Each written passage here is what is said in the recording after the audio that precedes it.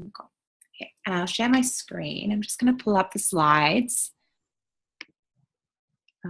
Is this it? Yes. Cool. Can everyone see that? Give me a thumbs up. Yeah, cool. See you nodding. Great. Okay, cool. Well, let's get into it so we don't take up the whole night or anything like that. So welcome back to 2019, everyone. I feel like this has kind of been the first kickoff of the year. It's been January is always a bit of a slower month, and I think it's nice because everyone has a bit of a break, take some time off, and I know some people have been overseas and having a nice holiday, which is good.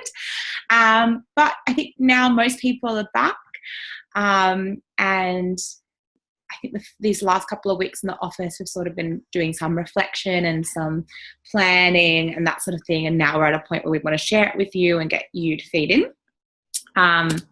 Oh, sorry, before I actually dive in, I'm just going to do a quick acknowledgement. So I'd like to acknowledge that we meet on the land, well, I myself meet on the land of the Gadigal people of the Eora Nation, but also acknowledge that we are national activist network, so we meet on different lands across the country.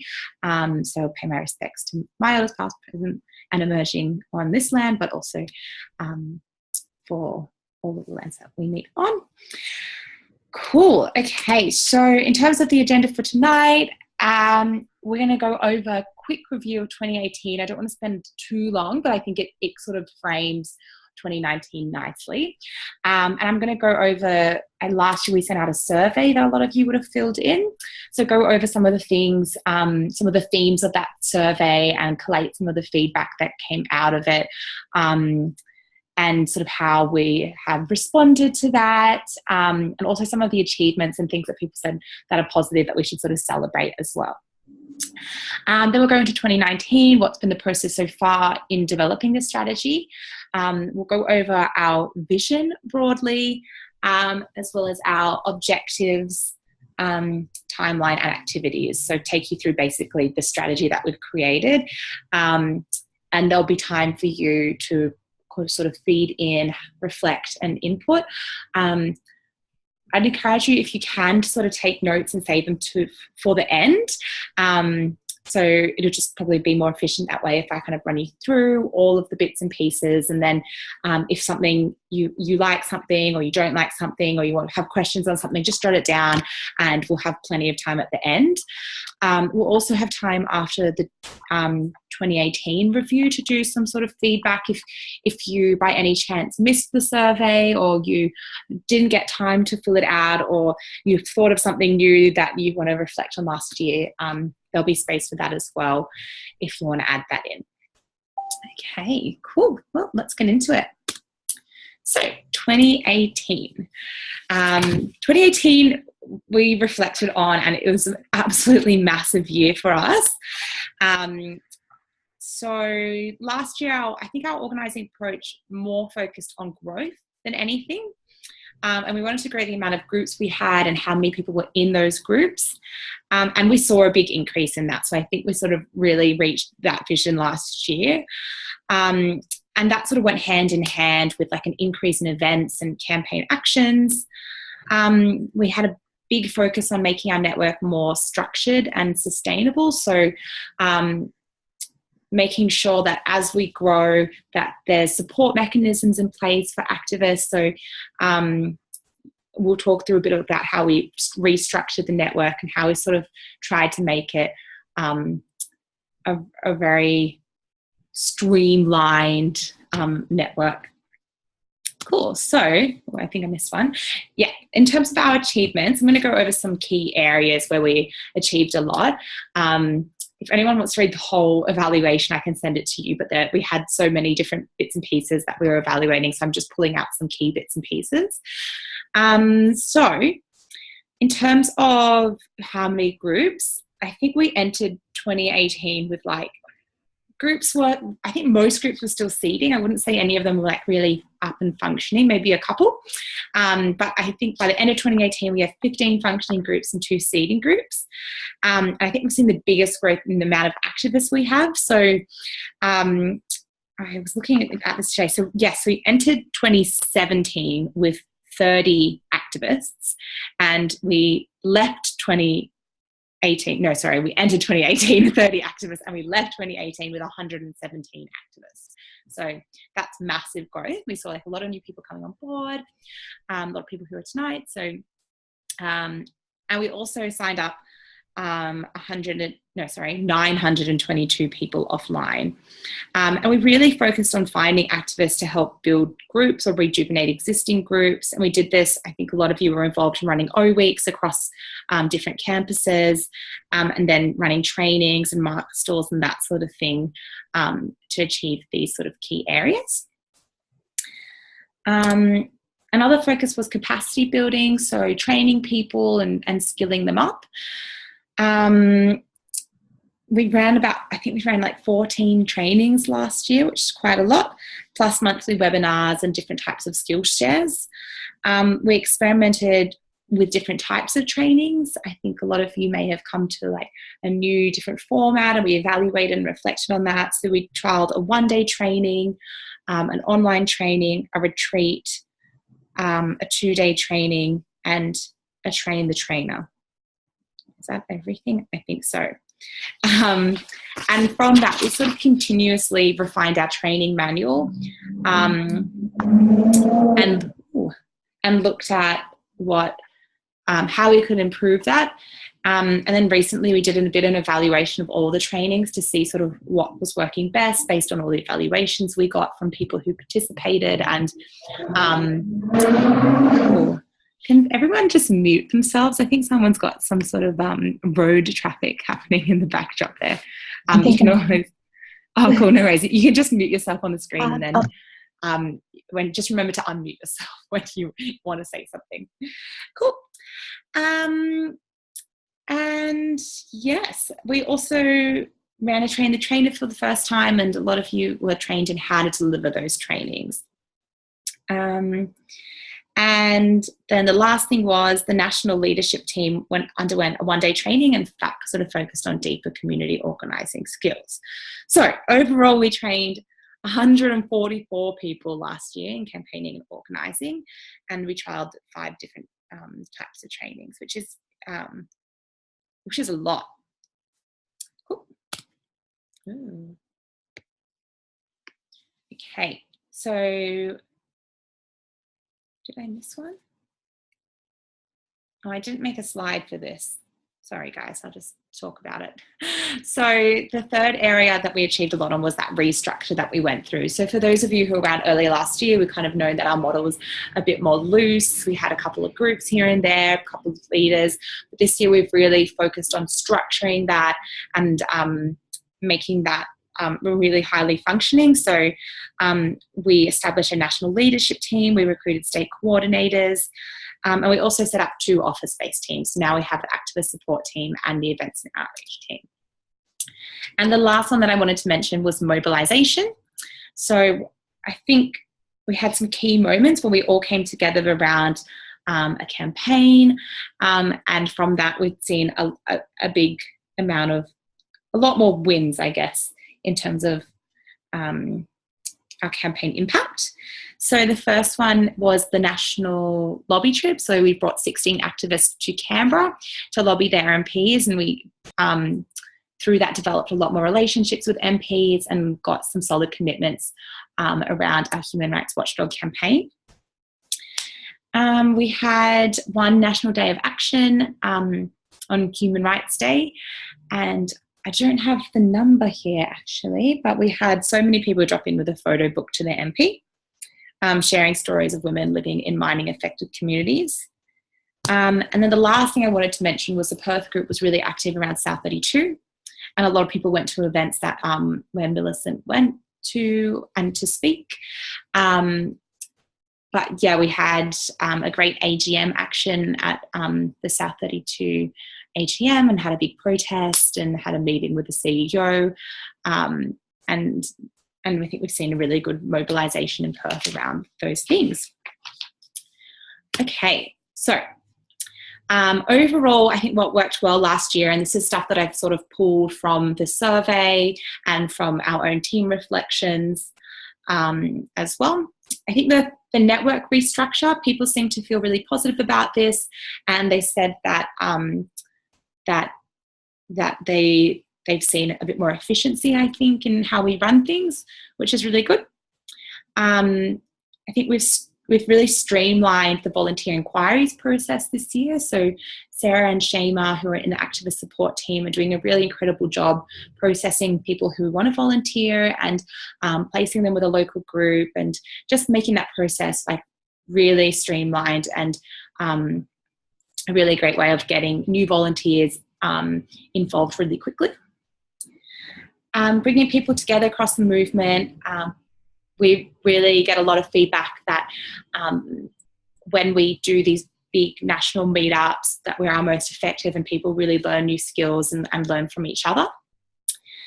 MP engagement, we've considering where we were at this time last year, we just have so many more relationships with MPs, and some really solid ones as well.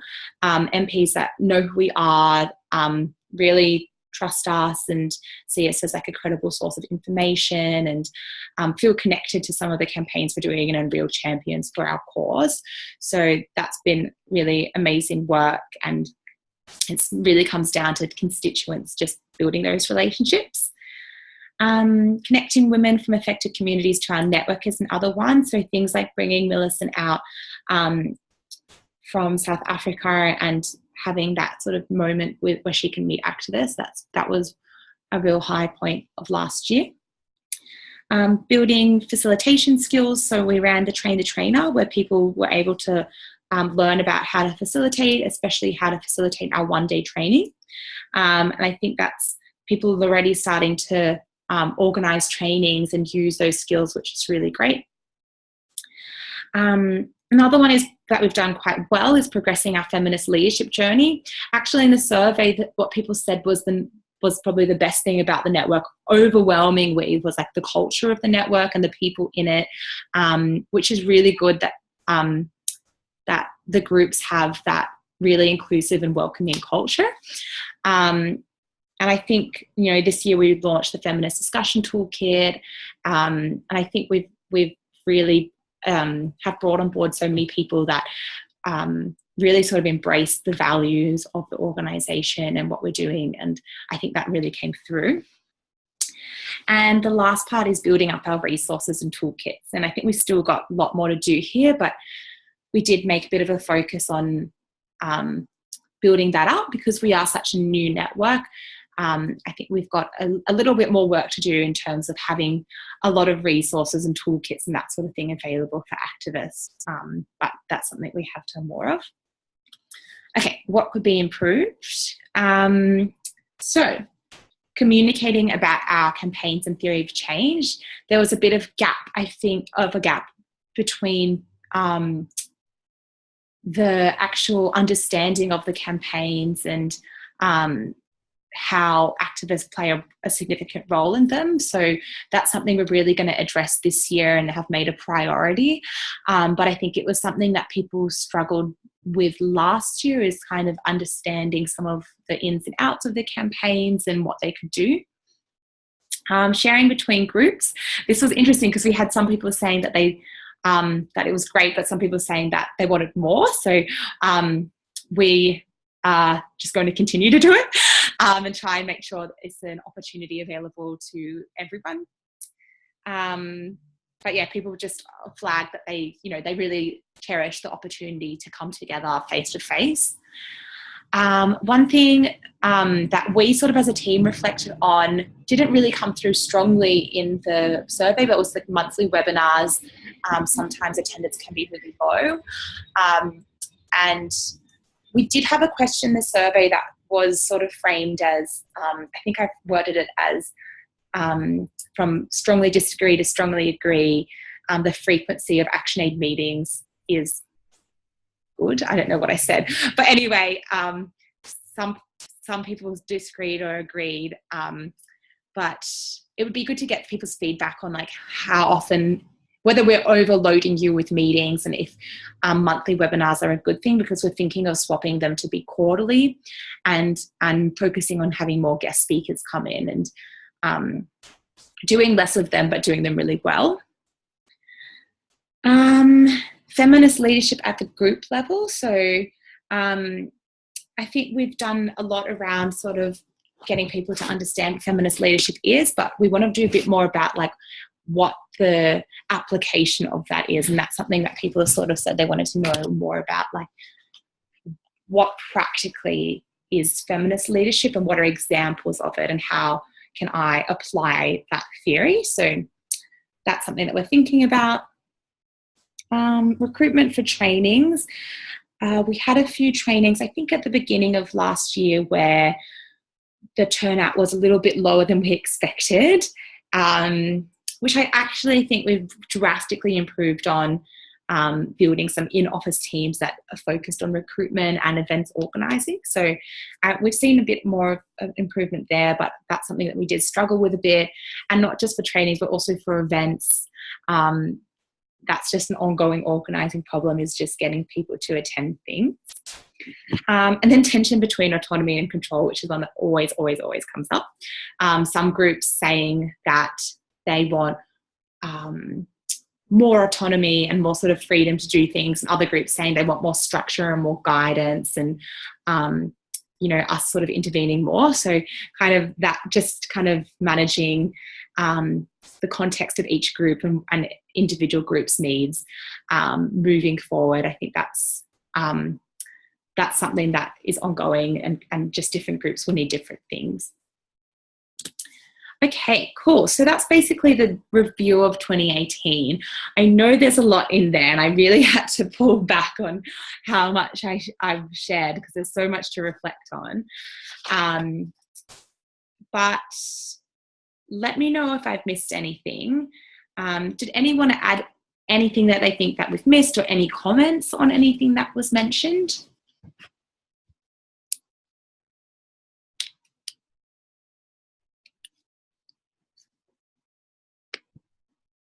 No? You can always type it in the chat as well if anything comes up. Cool. All right. Or you can email me. Okay, 2019. So this leads us to this year. And I think hopefully you can see in this strategy that we're trying to build on some of those learnings, some of those lessons to keep building and keep growing. So in terms of the strategy process, Siri, Sarah from the activist support team, and myself sat down, sort of did a bit of reflection, a bit of initial brainstorm, and drafted the first strategy. And then we took that to our broader campaigns team, which has everyone in the campaigns team, and ran that strategy past them, and they gave us their feedback, and then we refined it again. So this is sort of the second strategy. And then I guess the final stage is to get your input and to get activists to tell us what they like, what they don't like about it. I guess for you guys, you're the ones that will be really working with this strategy. So this is your opportunity to tell us what you think about it. Please don't hold back. We really want to know what you think will work or what won't work for you, because in the end, that will just make it stronger. Okay, so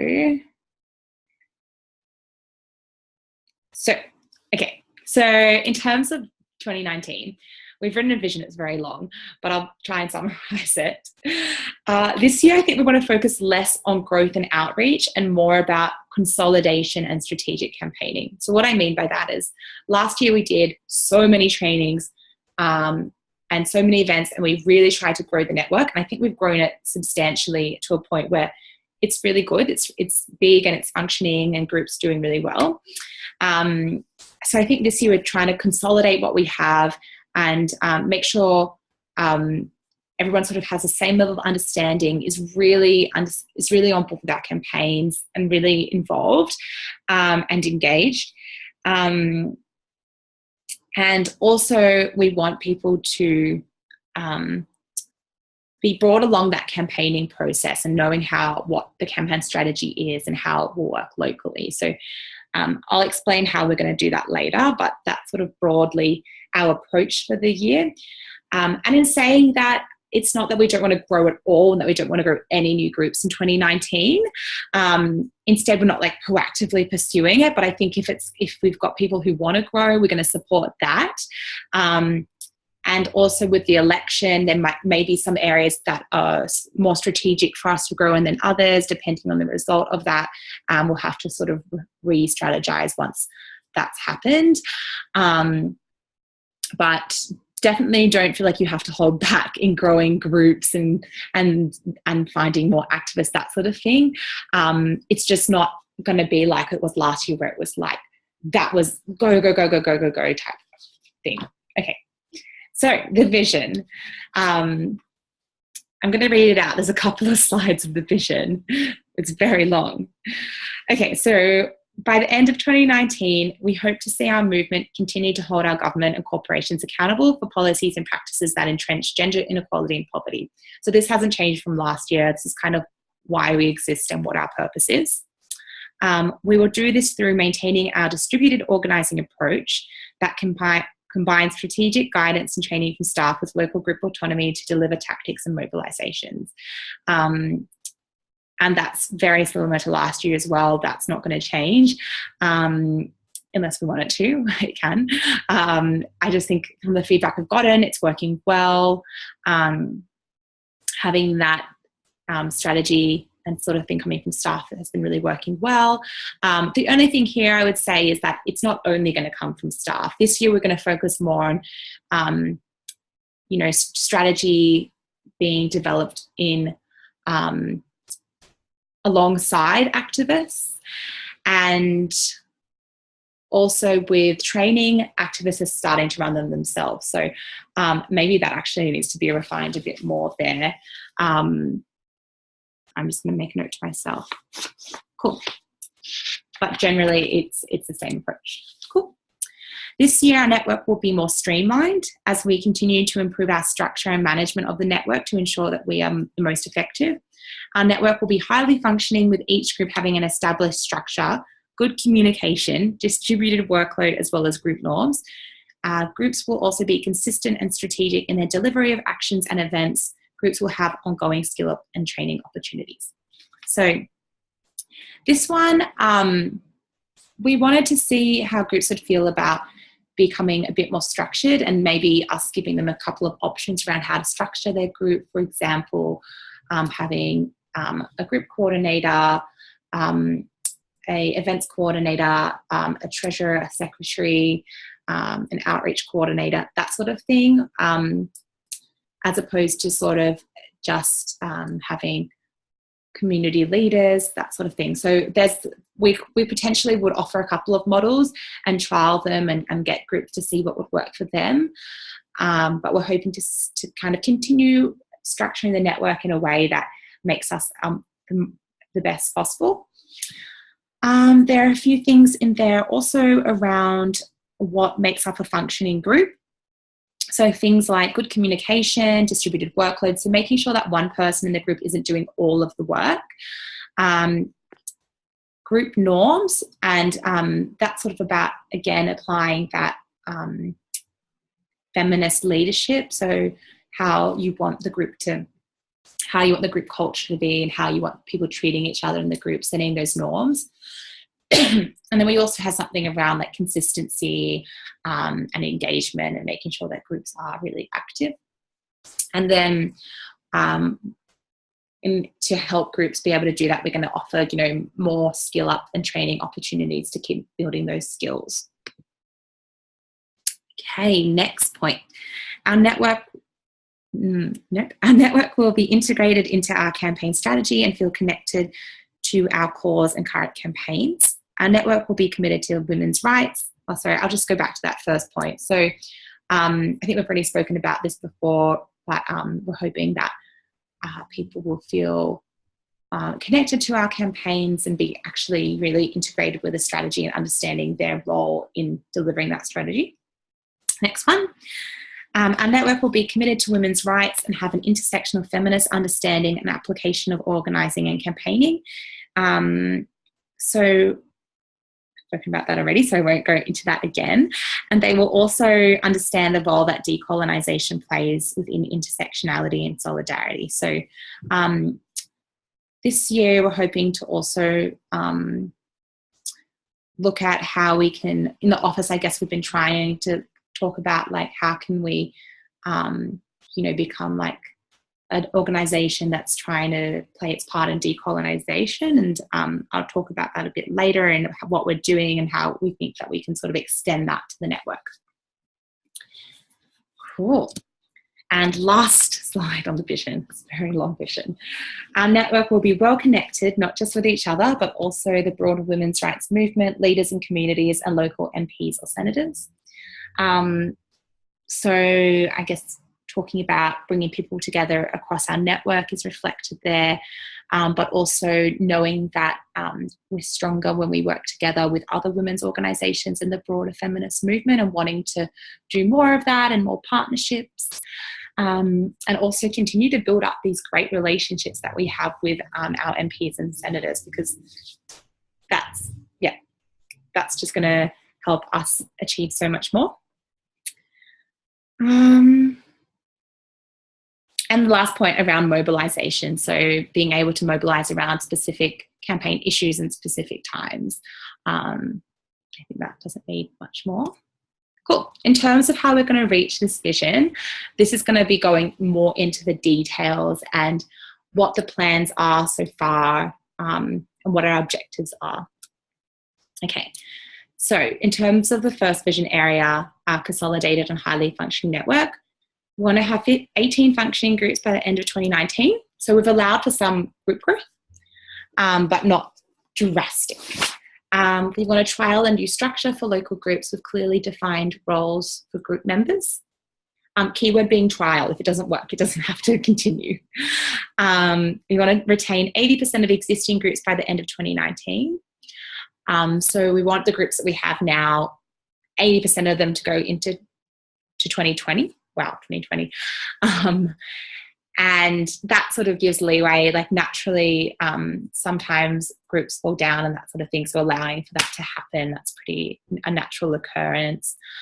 And then to train an additional 70 activists in campaigning and organising by the end of 2019. So a lot less ambitious, the kind of outreach strategy compared to last year where we trained 144 people. We're halving that this year. So it's more about like retaining the size and not going overboard, I guess. And I guess the rationale behind that is, from what we've heard, like a lot of people are at capacity in how much they can manage, and we do want to be a really supportive network. We don't want to grow it so big that we've kind of lost the level of support that we're able to offer activists. So this is just making sure that we don't grow too fast without, addressing some of like the structural problems and that sort of thing. Okay. Next vision area, a network of skilled activists. So we want to have 10 activists contribute to or lead trainings. And a lot of those people will probably have come to the training last year where they learned how to facilitate. So the next step is for running trainings. We want to hold quarterly webinars focusing on skills building. And I think I spoke about this, saying that because of sort of low turnout last year at webinars, we're going to do less of them, but we're going to do them really well. We're going to have guest speakers and make them something that people will kind of give the space to, because we are hearing that people are really busy, and maybe having a webinar once a month can be a lot to commit to, on top of like all of the other things like group meetings, planning meetings, strategy, tactics, all of those things, And then we want to also release 4 new toolkits for activists. So create things like the feminist discussion group. We've got a couple that we're working on at the moment, but we want to make sure that we keep updating our activist toolkit on the website and keep populating that with new resources. Cool. Okay, this is the one that I'm most excited about. So we want the network to be integrated with our campaigning. So we want to hold one face-to-face national strategy meeting that involves activists by the end of quarter 1, which is January, February, March. And this one we've already planned a little bit. And we want to do maybe probably a weekend meet up in Sydney where we bring activists from across the country together. And the first day we'll run through some campaign strategy and theory. So looking at how, what are the frameworks, what are the tools that we use to build campaigns. And on the second day, we're going to use a campaign, not sure which campaign yet, but we will have a campaign that we will use for you guys to then plan and strategize, using those tools to plan and strategize a campaign locally in your community. So that will potentially be happening on the 9th and 10th of March. So let me know what you think of that. In terms of a network that understands and applies intersectional feminist leadership, we're also keen to hold another national meetup that's around feminist leadership training. And I think we've applied for a grant for that to happen in Melbourne. So we're waiting to see if we get that funding. If not, I think we can probably still do it anyway. But if it's not in Melbourne, it'll probably be in Sydney again. And that will be we're hoping to bring someone out for it, but that will be in terms of like that theory of what feminist leadership is and how we apply it and make it really specific to, activism and local groups. And another thing, which I don't know if I've mentioned, is we're going to try have 4 national meetups this year, so having one a quarter, and also really wanting a diverse range of people to come along to those. So encouraging different group members to come. I think some of them will be similar to last year. Some people have already done a feminist leadership training. So if you have, maybe encouraging someone else in your group to go along to it and just sharing those opportunities around a bit more. Cool. Next vision area, network with the capacity to mobilize. We want to test our mobilizing capacities to basically see how many people we can get to do something in a certain period of time. So we're hoping we can turn out 150 people offline within 48 hours. And that will really depend on the campaign that we have and what the tactic is. That might change. We may not want to do that. But I think it's just kind of good to consider. It's always good testing what you can do. And if there's an opportunity where you do need to really turn out quickly and to influence a target, and there's a really critical moment in a campaign, it's good to have that capacity. And there wasn't a really a good opportunity to test it last year. There wasn't that sort of window where we really need to mobilize people like this. So hopefully this year we can do something. This vision area is around a network with strong relationships with each other, not with each other, local MPs and senators. So in terms of strong relationships with each other, we're keen to trial something called organising clinics. And this is something that we've kind of stolen from the Centre for Australian Progress, and they do what's called campaign clinics. And basically what it is when they hold a lot of opportunities for people in the sector to come together, and you can bring a challenge that you're facing with a campaign, and you bring it to a whole bunch of other people, and it starts off with you explain the challenge, and then they have 5 minutes to ask you questions, and then you answer those questions, and then you stay silent for 5 minutes, and then they give you all of the advice on what they think you can do to solve your challenge. And we're thinking of using that, but calling them organising clinics, because they'll be more focused on organising. So if you've got a challenge that you have with your group, you can bring it to the network and get people to workshop that challenge a bit with you. And I think this has kind of naturally evolved a bit in the national leadership team meetings. There's a section there on workshopping challenges, but this would more be the difference here would be it would be quite structured, so people would have to apply to be part of it if they have a challenge, that is, and it followed a bit more of a structured process. But we get a lot of people wanting to sort of connect more and learn from what the other groups are doing, and we know that there's such great wealth of knowledge and wisdom amongst like all of the activists in our network. And it's just about sort of facilitating how we can bring that together and how we can get people sharing more across the network. So let me know what you think of that idea. The second point here is to hold a national lobby trip in Canberra, similar to what we did last year. So bringing people down from all over to meet with their local MP or senator in Canberra and have a one-day training on MP engagement. And then on the second day, everyone goes and does meetings, which was really fun last year. Let's not do it in winter because we all froze. Maybe in spring or summer. And then similar to that objective, we also want to have 20 good relationships with MPs and senators. And I think I defined good as having 2 meetings and a commitment to one of our asks with an MP. So we want that with 20 MPs. And I think we probably had that with a couple last year, but we're hoping to build on that. Okay. A network well connected to the women's rights movement. This one, we want to have at least 10 events or actions and partnerships with other women's rights organisations under the Global Campaign. So the Global Campaign is around decent work for women, and that covers sort of paid and unpaid work and public services. We haven't spoken about it much, so don't feel like you need to know anything about this campaign yet. The reason for that is we still haven't identified what issue we're going to work on, and when we do, we will definitely brief everyone, and we're hoping to have that finalised by the 15th of February. There's just a lot more research that we kind of have to do before we get to that point. But for those who might not know this, we are hoping to have this global campaign under ActionAid internationally. So basically all 45 country offices will be working under one campaign. So we'll all be working on similar things.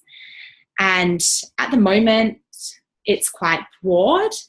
So we're sort of narrowing down what issue we're going to focus on. And one of the main objectives of the campaign is that we want to build our sort of partnerships in connection with the broader women's rights movement. So we want to use this campaign as an opportunity to be doing events in partnership or actions in partnerships and really bringing other groups in different communities into this campaign and working in solidarity and in coalition. So there'll be some good opportunities for that coming up. But I don't have much more I can sort of share around the campaign strategy, but hopefully in about 2 or 3 weeks, we'll have a little bit more of a clearer idea about how that's going to play out. Okay, the last one is around decolonisation. So CIRI is running a Decolonising Solidarity book club. So there's a book called Decolonising Solidarity written by Claire Land. And it basically looks at the role that sort of allies can play to stand in solidarity with Aboriginal and Torres Strait Islander communities. And the book comes with like a bit of a guide on how you can facilitate a book club. And we're going to start it next month in the office and see how that goes. And if it works really well, we're looking at expanding it to the activist network and maybe doing some sort of online book clubs, or maybe doing them, start with like a Sydney book club, bringing groups together, or I'm not sure what would be the best way to deliver it because we're so sprawled across the country. But yeah, we're hoping on just starting to think more about, what more can we do to be allies to Aboriginal and Torres Strait Islander communities. So let me know what you think. All right, that's basically the main chunk. The last thing I want to go through is the timeline for this year. It's pretty open, to be honest. There's a couple of key moments. I've only put up the next 6 months. But basically, we've got a few things coming up. The first thing is Western Sydney is having an activist training on the 9th of February. that's kind of the first kickoff training of the year, and it's going to be run and by the group there who've been trained in how to facilitate, which is awesome. In Q1, we're hoping to make the webinar focused on media training and talking about how we can get local media, but also doing a quick training around communicating about our groups and our achievements and our campaigns, and communicating that with the media, so you're prepared if the media does want to do an interview with you, or you do want to get a story in the local media. That will sort of equip you with how to do that, and we're hoping to get a consultant to help us do that who's an expert in media. So hopefully we can get that happening in the next couple of months. On 8th of March, it's International Women's Day, and it's also meant to be the Global Campaign soft launch. And by soft launch, I think it's that they're probably not quite ready to launch it yet.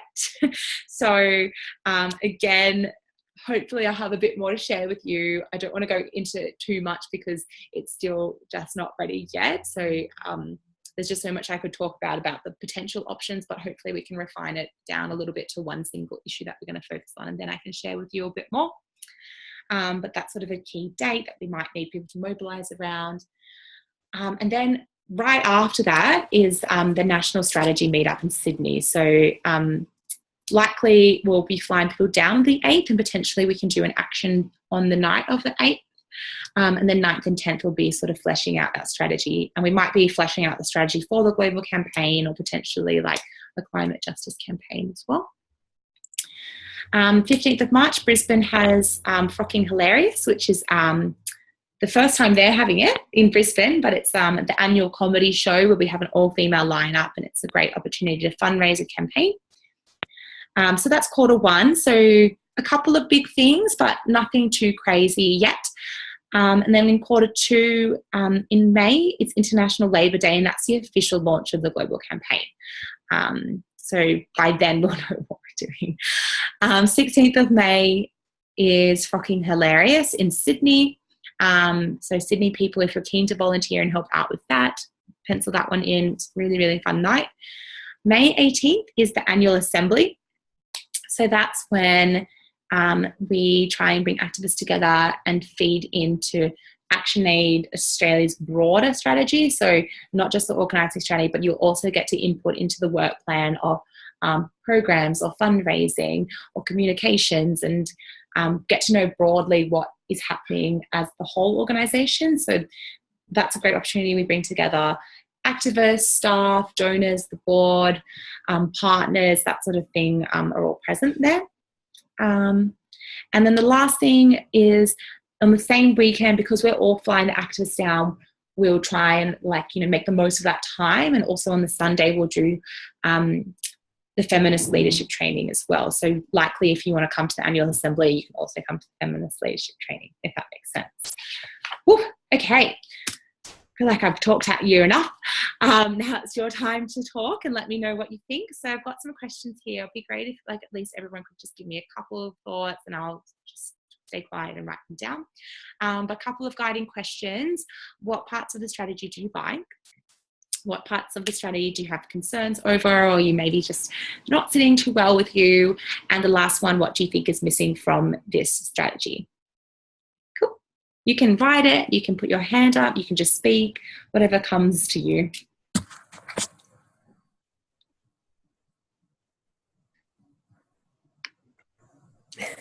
I heard someone unmute, so whoever that was. It was me. Courtney. Hi, Liz. Hi, Liz. It's Monique. Hi, Monique. Hi. I really like the idea of the national meetup. Which one? The strategy one? What was that? Yeah, you mentioned having national get-togethers. Is that right? Yeah. Cool. Okay. Yeah, because I bumped into some people at the march, and yeah, we were kind of like, we've never met before, and it would be really great to connect more with other groups. Yeah, cool. Thanks, Monique. Great. Courtney, did you want to say something?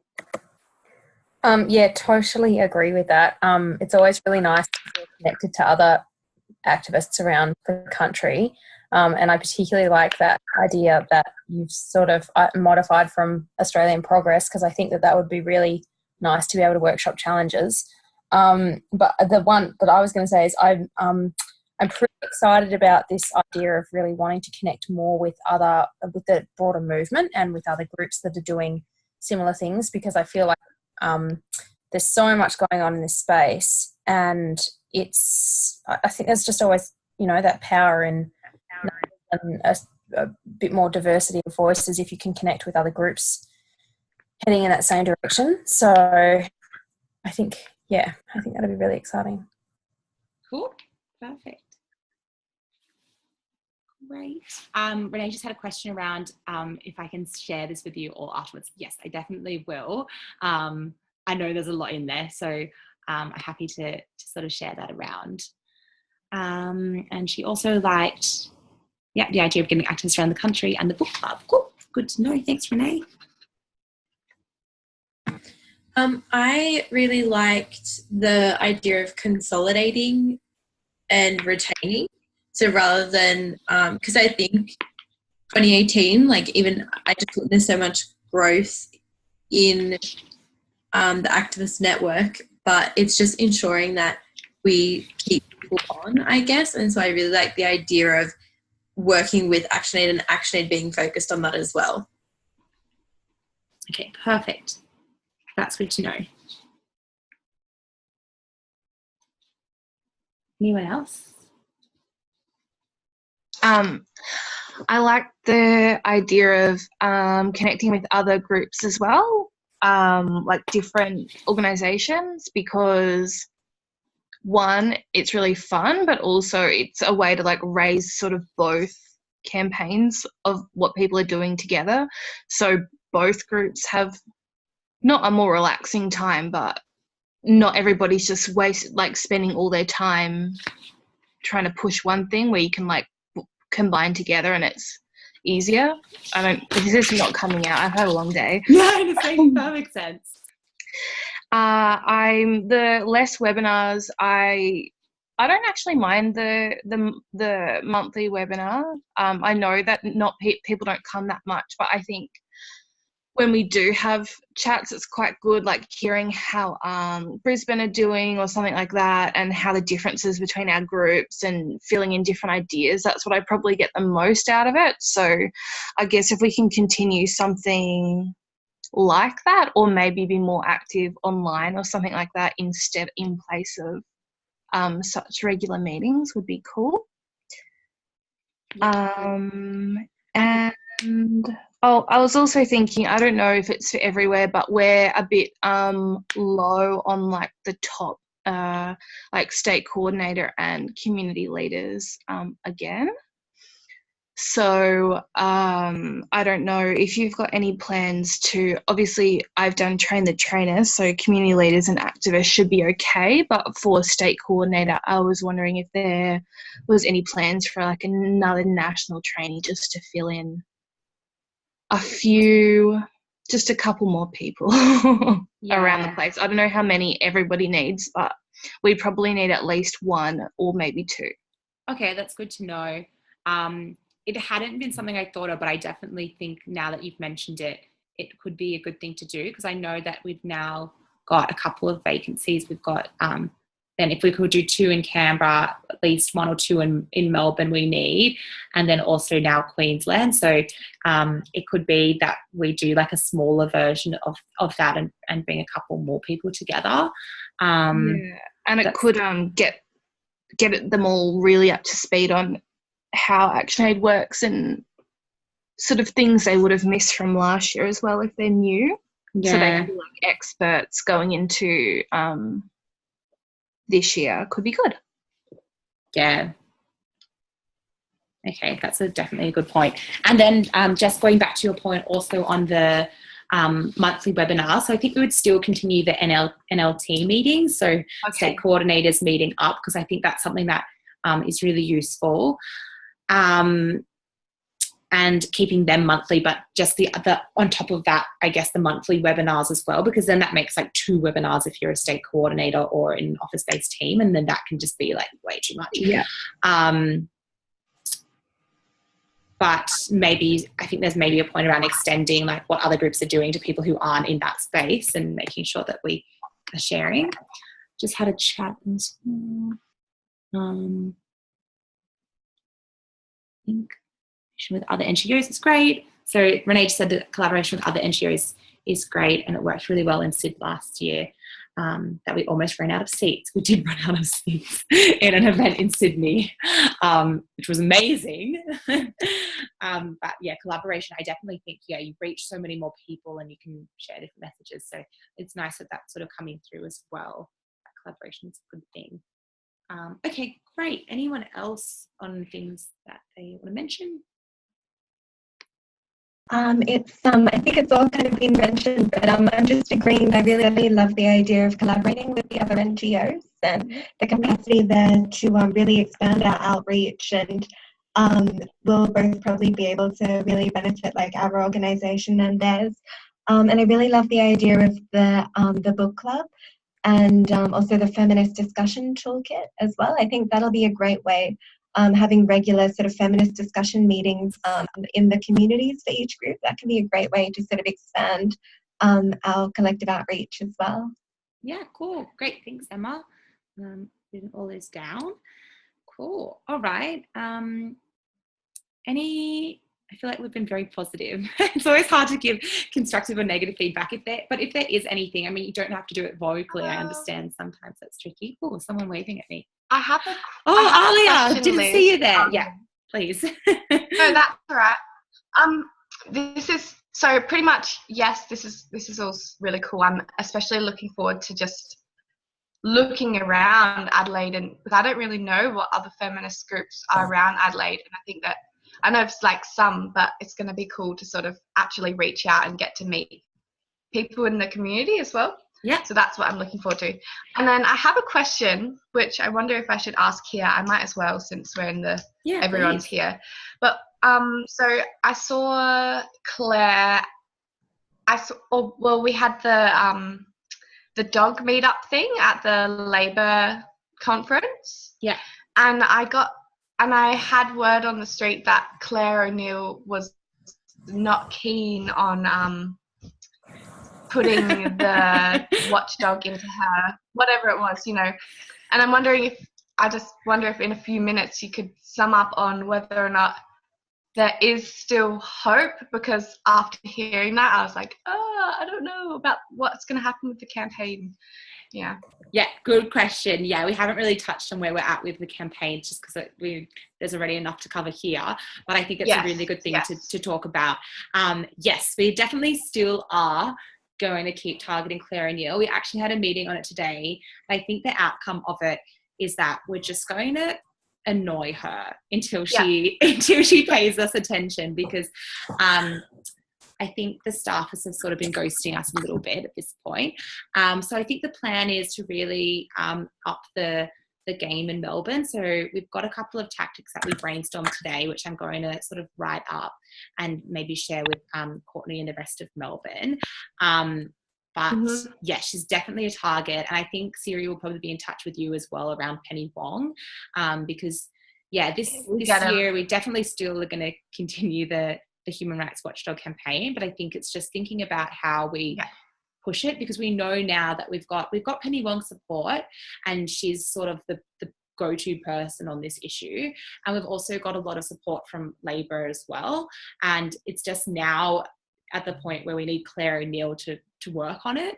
And I think the blockage at the moment is that she's just time poor, and she doesn't think it's a priority, especially going into an election. I don't think it's ever going to be an election issue. So it's now just kind of putting it on her agenda and putting a little bit more pressure on her, and probably also Penny, because I think Penny's kind of like her boss. So maybe dobbing on her a little bit and saying that she's not doing what she's meant to. But yeah, definitely still going with that campaign.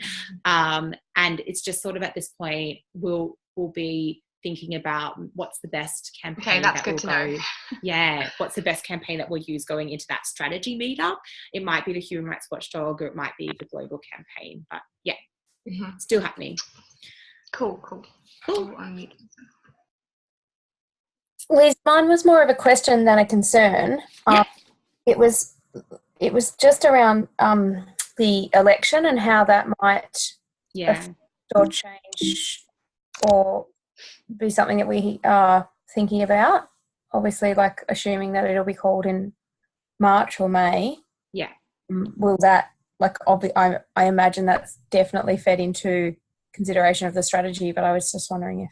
Yeah, definitely. No, it's definitely a good point. Yes, so we're not going to be doing any, I guess, like election campaigning, but I think the reason why a lot of the sort of the plans are a little bit vague is because going into an election year, you don't know what's going to happen. And I think there will be a lot of work that we'll do once there is an outcome of the election, to kind of look at what our next steps are. So obviously, I think, everyone keeps saying, optimistically, Labor's going to get in, and then we can hold them accountable for all these things that they've promised. So we're hoping that will happen, and then I guess in theory we can ask them to put in place policies that they've committed to, and then really go after the Human Rights Watchdog asks. But I think we also probably have to come up with a contingency plan if that doesn't happen, God forbid, and think about, what we might do in that case. And also considering that with a new government, there'll also be, new ministers in different roles. So potentially we go after Claire O'Neill, and then her portfolio might change, and she might not be might not be responsible for putting in place the Human Rights Watchdog. So we've definitely put it into, we've pretty much put it into our work plan. We don't think it's likely that she will change. I don't know why, but people tend to think that she'll remain in that position, but I don't really know if that's based off a lot of evidence. But I think in our work plan we have just flagged that we'll keep pushing up to the election to try and get our policy ask on the agenda, mainly for Labor MPs, in terms of being the most strategic. And then once the election happens, going straight again into planning and re-strategizing and looking at how that might affect different campaigns in our asks. But it's a bit of a strange year because of that. But also a lot of opportunities potentially. Cool, thank you. No worries. I just had a question about when you were talking about the possibility of different roles within the groups.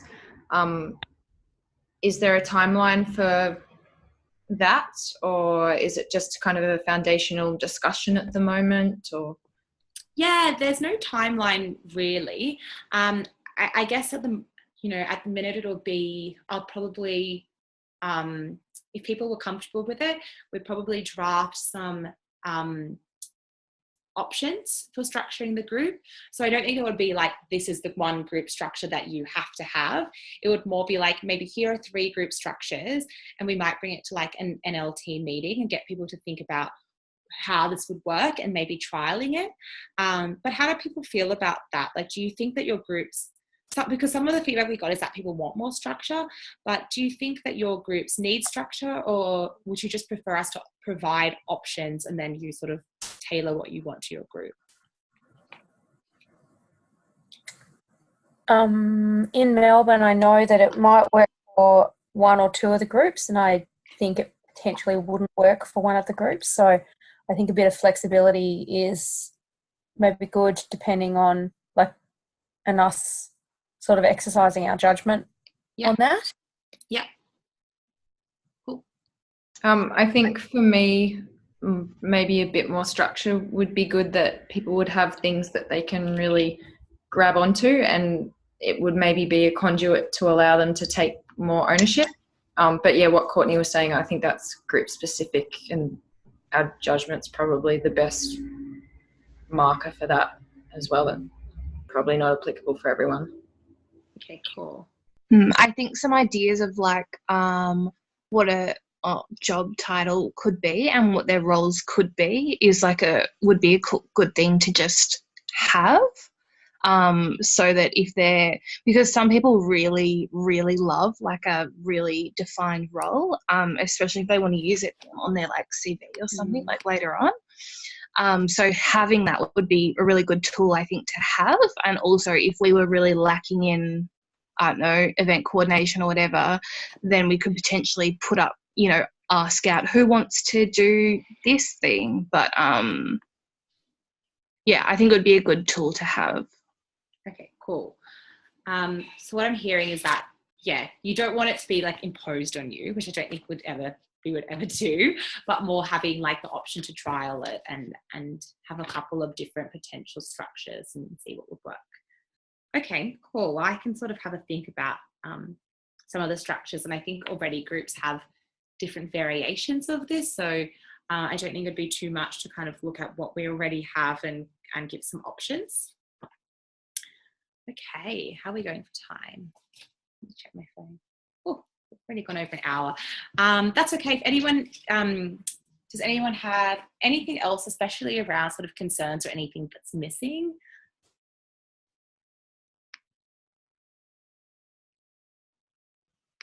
Oh, this isn't a concern, but I really like the huge like emphasis on keeping the activists really close to the campaign and like with regular updates. I think last year a few people were just like, oh yeah, we're doing this, but what does that sort of mean for the thing?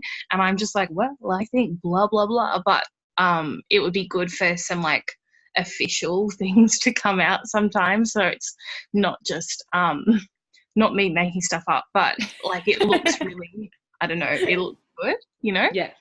Okay, cool. Okay, great. Yeah, that's sort of the main bit of feedback last year was around that sort of integration. So yeah, I'm definitely going to make that a priority. Great. Anyone else? Any dying thoughts? No. That's great, everyone. Thanks so much, because I think people brought up stuff that I honestly hadn't really thought of, but is really important, and that's why it's really great that we do this, because you really do know what will work and what we're needing and that sort of thing. So in terms of like the next steps, I'll finalize the strategy based on this. I'll also share this webinar with people who weren't here tonight. I've got a couple of people who wanted to watch it later, so I'll send that through to them and get them to feed in, and hopefully their feedback doesn't skew crazily from this, but if it does, I can then sort of update you again, because that's fine. And then also, everyone seemed really keen on the National Strategy Meetup, which I'm really happy about. So the next step would be to sort of get people to apply for coming to that, and basically pulling that together, because will come up very soon in March. And then the other thing, obviously I'll circulate the strategy once it's done, but it'll be good to sort of share that with like your group members and run them through that as well, because I think webinars, not everyone comes, so making sure that people understand the strategy and what it is and why we're doing what this year, and making sure that we're all on the same page and all have that same level of understanding. Okay, thanks so much everyone for coming. It's nice to see everyone. I feel like I haven't seen people for a while, so it's nice to see everyone's face on my screen. All right, bye guys, have a lovely night. I will see you shortly, I guess. Bye. Bye. Bye.